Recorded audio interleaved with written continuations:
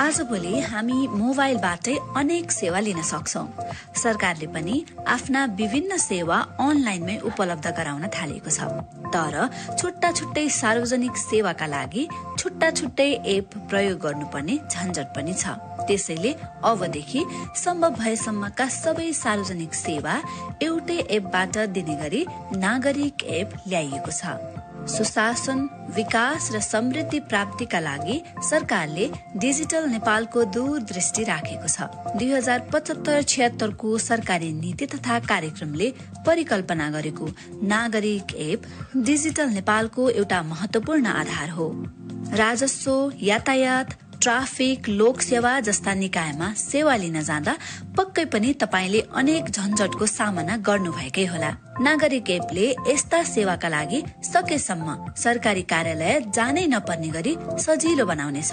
यसबाट नागरिकको समय बचत हुनेछ, झन्झट हट्नेछ, खर्च जोगिनेछ र पारदर्शिता ल्याएर भ्रष्टाचार न्यूनीकरणमा सहयोग पुग्नेछ। यो एप हरेक नेपाली नागरिकले सहजै प्रयोग गर्न सक्ने गरी तयार गरिएको छ। सरकारका विभिन्न निकायसँग नागरिकको पहिचान गर्न सक्ने डिजिटल विवरण छन्। जस्तै गृह मन्त्रालयसँग 2,15,00,000 नागरिकताको विवरण छ।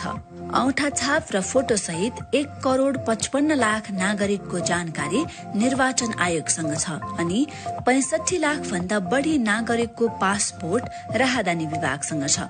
यी तीनै स्थानमा रहेका विवरणलाई प्रयोग गरी यो एपमा नागरिकको डिजिटल परिचय स्थापित गरिएको छ। आगामी दिनमा राष्ट्रिय परिचय पत्रलाई पनि जोडिनेछ। सरकारी सेवा सुविधा लिँदा कागज पत्र बुझाउनु पर्ने झन्झट अन्त्य गर्न एपले स्वचालित रूपमा आवश्यक विवरण लिने तथा पुष्टि गर्ने काम गर्छ। नागरिकले आफ्नो नागरिकता, राहदानी, कम्पनी दर्ता, शैक्षिक प्रमाणपत्र जस्ता कागजात साथमा बोकेर हिँडिरहनु पर्ने झन्झट अब हुँदैन। उदाहरणका लागि एपमा नागरिकता नम्बर राखेकै भरमा स्थायी लेखा नम्बर अथवा प्यान प्राप्त गर्ने प्रक्रिया थाल्न सकिन्छ। यो एप प्रयोग गर्न पनि एकदम सजिलो छ। आफ्नो नाममा रहेको मोबाइल नम्बरबाट यो एप र यसमा रहेका सुविधा प्रयोग गर्न सकिन्छ।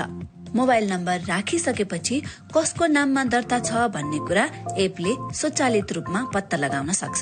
नागरिकता नम्बरबाट नै एपले सम्बन्धित निकायको सिस्टममा पहुँच बनाउन सक्छ। उदाहरणका लागि कुनै कार्यालयले दिने सेवाका लागि तपाईको प्यान विवरण चाहिने भयो। प्यान नम्बर राखेकै भरमा एपले राजस्व विभागको सिस्टमबाट सोझै विवरण प्राप्त गर्न सक्छ। यसको अर्थ तपाईले नागरिकता र प्यानको फोटोकपी बुझाइरहनु पर्दैन। केन्द्रदेखि स्थानीय सरकारले नागरिकलाई उपलब्ध गराउने सबै सेवा सुविधा क्रमशः यो एपबाटै प्रदान गरिनेछ। स्थानीय सरकारले प्रदान गर्ने 64 मध्ये 40 भन्दा बढ़ी सेवा यो एपमा उपलब्ध हुनेछन्। यो एपमा कुनै पनि विवरण भर्नु वा अपलोड गरिरहनु पनि पर्दैन। नागरिक एप यति सजिलो छ कि एक क्लिक गरेकै भरमा सम्बन्धित सरकारी सेवाका लागि आफै आवेदन भरिन्छ। सरकारका विभिन्न निकायसँग भएका तपाईका प्रमाणित विवरण यसले स्वचालित रूपमा रुजु गर्छ, जसले गर्दा फेरबदल वा किर्ते गर्ने सम्भावना पनि हुँदैन। यो एपमा पहिलो चरणमा सरकारी सेवा अनि दोस्रो चरणमा अर्ध सरकारी सेवा समेटिनेछन्। यसले नागरिकको सहजता, सुशासन, भ्रष्टाचार न्यूनीकरण र सरकारको सञ्चालन खर्च कटौतीमा समेत ठूलो टेवा पुर्याउनेछ। नेपाल सरकार संचार तथा सूचना प्रविधि मन्त्रालय। आदरणीय दिदीबहिनी तथा दाजुभाइहरू, 3 वर्षदेखिको अध्ययन, अनुसन्धान र प्रणाली विकासपछि नागरिक एप्स आजबाट परीक्षणको लागि आम जनता समक्ष प्रक्षेपण गर्न पाउँदा मलाई खुसी लागेको छ। सरकारले समृद्ध नेपाल, सुखी नेपालीको राष्ट्रिय आकांक्षा पूरा गर्ने संकल्प साथ आफ्नो काम गरिरहेको छ। सरकार गठन भएदेखि नै नागरिकलाई सरल र सहज सेवा दिन तत्पर रहँदै आएको छ। पहिलेको युगमा नागरिकलाई सहज सेवा दिनका लागि सूचना प्रविधि सबैभन्दा महत्त्वपूर्ण माध्यम हो। हरेक सरकारी सेवालाई सूचना प्रविधिसँग जोड्नु र नागरिकलाई सहज रूपले सेवा प्रदान गर्नु सरकारको प्राथमिक दायित्व हो। नागरिक एप्स यसैको एक कडी हो। यस एपले एकै ठाउँबाट सबै सरकारी सेवा लिन सकिने परिकल्पनालाई साकार पार्ने बाटो खोलेको छ। सम्भव भएसम्मका सरकारी सेवाहरू घरमै बसी बसी आफ्नै मोबाइलबाट प्राप्त गर्न सकिने गरी यसको विकास गरिएको छ। स्थानीयदेखि केन्द्रसम्मका सबै सरकारी सेवा यही एप मार्फत लिन सकिनेछ। आगामी दिनमा नागरिकले झन्झट र दुःख झेल्नु नपर्ने गरी सवारी कर, लाइसेन्स, प्यान, लोकसेवा, मालपोत लगायतका सेवाहरू अब आफ्नै मोबाइलबाट गर्न सकिने प्रणालीको आधार तयार भई परीक्षण सुरु भएको छ।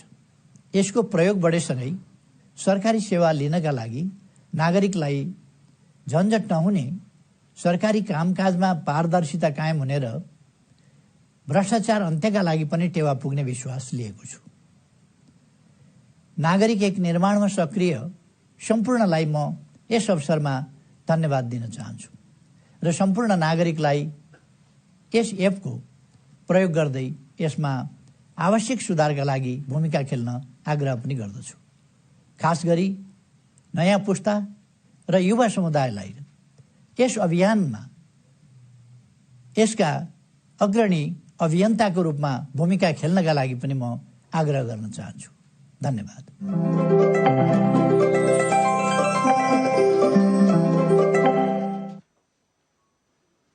सचिवज्यू, आज सम्माननीय प्रधानमन्त्रीज्यूले पनि सम्बोधन गरिसक्नु भएको छ। करिब 3 वर्ष नेपाल सरकारको नीति तथा कार्यक्रममा पारित गर्दै यस नागरिक एपको सुरुवात गर्न हामीलाई आज 3 वर्ष लागेको छ। यो 3 वर्षको अवधिमा पनि हामी आज यसको तयारी पुरा भए पश्चात हामी यसको आज परीक्षण सुरुवात गर्दैछौँ। आज 2077 साल माघ 2 गते हामी नागरिक एप्सको बिटा परीक्षण गर्न हामी उपस्थित छौँ। यस कार्यक्रममा यस मन्त्रालयका सचिवज्यू, सहसचिवज्यूहरू, यससँग सम्बन्धित हाम्रा प्राविधिक साथीहरू, पत्रकार मित्रहरू र सबै उपस्थित दिदीबहिनी तथा दाजुभाइहरू सबैमा म आज नेपाल सरकारको यो राष्ट्रिय गौरवको आयोजना पनि हो र यो राष्ट्रिय गौरवको एउटा कार्यक्रम पनि हो।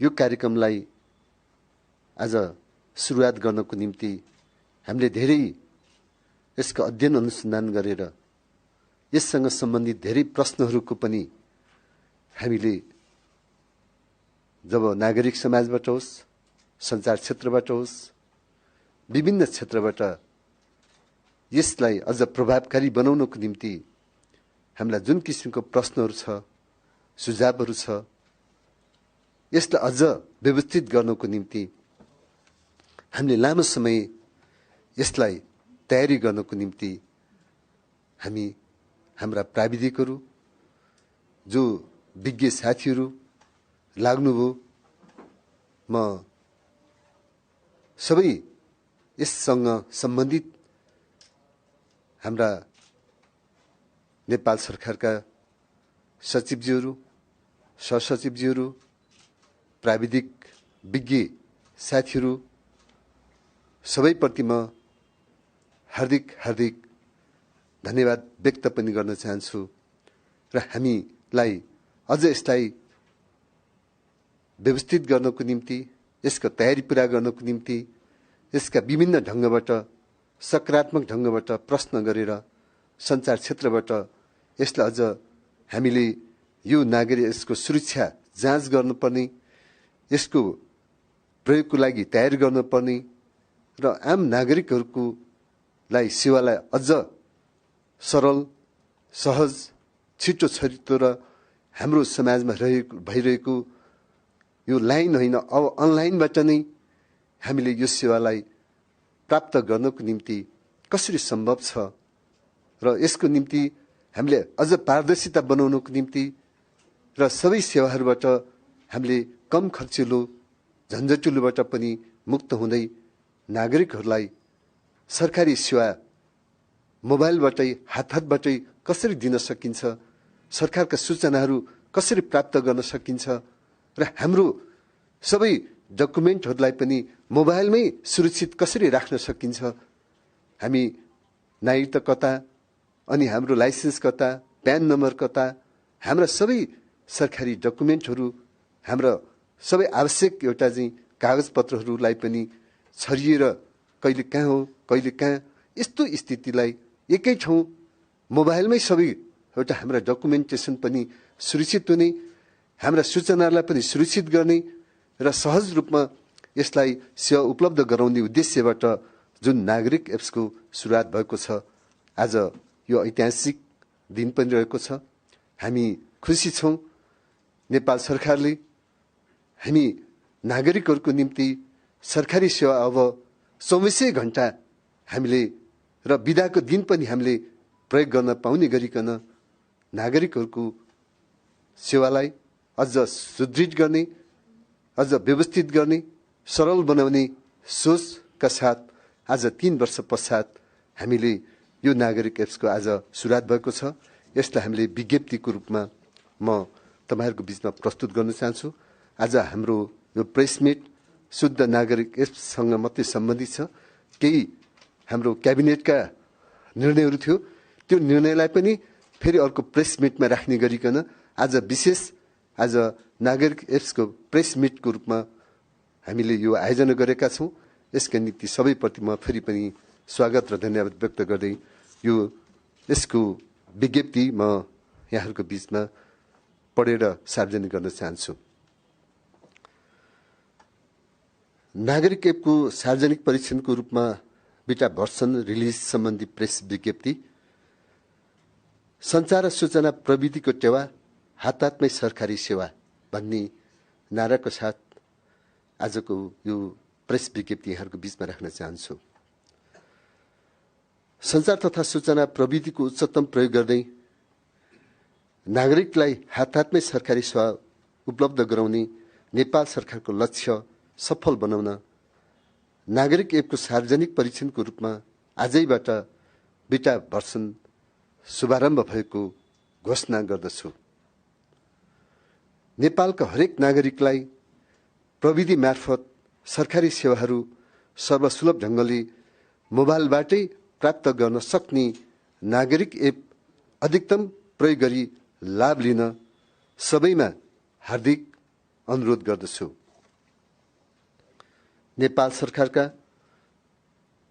सरकारद्वारा प्रदान गरिने सबै किसिमका सेवाहरूलाई डिजिटलाइज गरी एकीकृत प्लेटफर्मबाट सेवा प्रभाव गर्ने लक्ष्य बमोजिम सरकारी सेवाहरू प्राप्त गर्न सकिने व्यवस्था मिलाएको छ। नागरिकले नागरिक एपबाट प्यान कार्ड सम्बन्धी आवेदन गरी प्यान नम्बर प्राप्त गर्ने र सरकारलाई तिरेको करको विवरण समेत मोबाइल सेट मार्फत नै जानकारी लिन सकिनेछ। यस एप मार्फत नागरिकता, राजधानी, शैक्षिक प्रमाणपत्र र मतदाता परिचय पत्रको विवरणहरू प्राप्त गर्न सकिनेछ। साथै नागरिक लगानी कोष, सञ्चय कोष र सामाजिक सुरक्षा कोषको खातामा जम्मा भएका रकम र ऋण विवरणको जानकारी लिन सकिनेछ। लाइन होइन, अनलाइनबाटै 24 घण्टा सरल, सहज र प्रभावकारी सेवाका लागि नागरिक एप भन्ने नाराका साथ सुरु गरिएको एप मार्फत हेलो सरकारमा गुनासो गर्न सकिने व्यवस्था मिलाइएको छ। त्यसै गरी सरकार तथा सार्वजनिक निकायका नागरिकका गुनासो सुनै गरी सम्बोधन गरिएको पनि हेर्न सकिनेछ। यो एपको प्रयोगबाट फेसलेस, पेपरलेस र समयको बचत हुने तथा सार्वजनिक बिदाको दिन पनि सेवा लिन सकिनेछ। नागरिक एपबाट सेवा प्राप्त गर्नका लागि एन्ड्रोइड मोबाइल प्रयोगकर्ताले प्ले स्टोर र आइफोन प्रयोगकर्ताले एप स्टोरबाट नागरिक एप बिटा डाउनलोड गर्नुपर्नेछ। हाल आफ्नै नाममा दर्ता भएको मोबाइल नम्बरको आधारमा नेपाल टेलिकम र एनसेलको सिम मार्फत एपको प्रयोग गर्न सकिनेछ। उक्त सेवा प्राप्त गर्न सम्बन्धित व्यक्तिले आफ्नो नागरिकता, मतदाता वा राजधानी मध्ये कुनै एकको विवरण उल्लेख गर्नुपर्नेछ।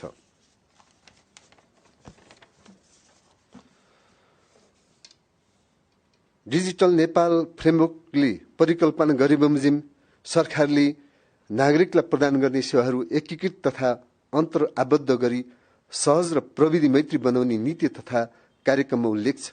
सरकारी काम कारबाहीको अनुगमन, गुनासो सुनाई तथा सम्बोधन हुने व्यवस्था मिलाइने उद्देश्य अनुरूप एउटा कार्यको रूपमा नागरिक एप सार्वजनिक गरिएको हो। एपमा आगामी दिनमा मालपोत, भूमि सुधार, सवारी कर, चालक अनुमति पत्र लगायतका आम नागरिकसँग सरकार हुने सेवाहरू थप गर्दै लगिनेछ। हाललाई परीक्षणको रूपमा अघि बढाइएको नागरिक एपबाट प्रभाव गरिने सरकारी सेवाहरू पारदर्शी, भरपर्दो र सुरक्षित हुनेछ।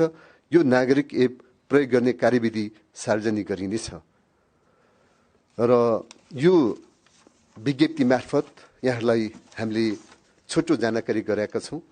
यसको प्रयोग आज हामी सहर केन्द्रित मात्रै हुने छैन।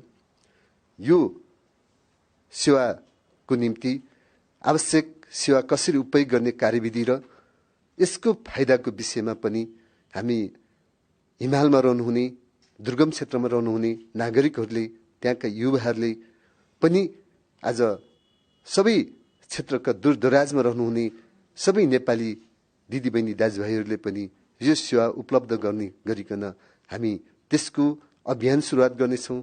त्यसको तालिमको कार्यक्रमहरू राख्नेछौँ। त्यसका कार्यविधिहरू तयार गर्नेछौँ। यसलाई अझ हामी मोबाइल एप्स जसरी 753वटा हाम्रो स्थानीय सरकारसँग जसरी यस मन्त्रालयबाट नै सुरुवात भएको जुन मोबाइल एप्स छ, त्यो एप्सलाई पनि हामी स्थानीय तहसम्म, वार्ड तहसम्म जोड्ने गरिकन हामी सबै सेवाहरूलाई हामीले एकीकृत रूपमा लानेछौँ, जसले नेपालको एउटा स्मार्ट नेपाल बनाउने जुन नेपाल सरकारको लक्ष्य हो, त्यो लक्ष्यलाई र हामी डिजिटल फ्रेमवर्क नेपालको जुन परिकल्पना हो, त्यो परिकल्पनालाई पुरा गर्नको निम्ति हामी समृद्ध नेपाल, सुखी नेपालको राष्ट्रिय दृष्टिकोणलाई पुरा गर्नको निम्ति आज सुरुवात भएको छ। यो आज खुसीको दिन हो। यो हामी सबै नेपालीहरूको समृद्ध नेपाल, सुखी नेपालको एउटा जुन लक्ष्य हो, त्यो लक्ष्यको एउटा सुरुवात, प्रारम्भ पनि यो एउटा आजको नागरिक एप्स हो भन्ने कुरोमा म यहाँहरूलाई विश्वास दिलाउँदै पुनः यसप्रति सबैले विश्वास लिएर यसको सेवालाई प्रयोग गरेर आजैबाट तपाईँहरूले यसको केही सलसल्लाह, यसलाई प्रभावकारी बनाउनको निम्ति, अझ यसलाई सुदृढ गर्नको निम्ति तपाईँ सबै आम सञ्चार क्षेत्रका पत्रकार मित्रहरू, नागरिक समाज, सबै यसका सेवा प्रदाय र सबै नागरिकहरूप्रति म पुनः फेरि पनि यहाँहरूको सल्लाह सुझावको अपेक्षा गर्दै यसलाई हामी करिब 3 महिनाभित्र नै हामी सबै सेवाहरूलाई पुरा गर्नको निम्ति हाम्रो यो नागरिक एप्सको एउटा युनिट, यसको एउटा विभाग अत्यन्तै सशक्त र प्रभावकारी ढङ्गले अगाडि बढ्नेछ। त्यसको निम्ति हामी सबै यसको व्यवस्थापन हामीले गर्नेछौँ। यसप्रति पनि तपाईँहरूलाई पुनः विश्वास दिलाउँदै हामी आज यस कार्यक्रममा पुनः फेरि पनि सबै व्यक्तित्वहरू, सबै सञ्चारकर्मीहरू, पत्रकार मित्रहरू जसरी उपस्थित भएर यस कार्यक्रमलाई सफल बनाउन आइदिनु भयो, यहाँहरू सबैप्रति म धन्यवाद व्यक्त गर्दै आजको दिन एउटा हाम्रो डिजिटल एउटा फ्रेमवर्कको र हाम्रो यो सेक्टरमा एउटा ऐतिहासिक दिनको सुरुवात हो भन्ने कुरोमा पनि यहाँलाई स्मरण गर्दै हामी यो दिनलाई सधैँभरि सम्झने र कतै हामीले भोलिको दिनमा डिजिटल फ्रेमवर्कको दिन हाम्रो त्यस्तो दिवस मनाउनु पर्यो भने आजको दिनलाई पनि हामी त्यो दिनको रूपमा लिनेछौँ भन्ने तर्फ पनि यहाँहरूलाई स्मरण गर्दै म कार्यक्रममा यहाँहरूलाई सबैलाई फेरि पनि धन्यवाद व्यक्त गर्दै बिदा हुन चाहन्छु। नमस्कार।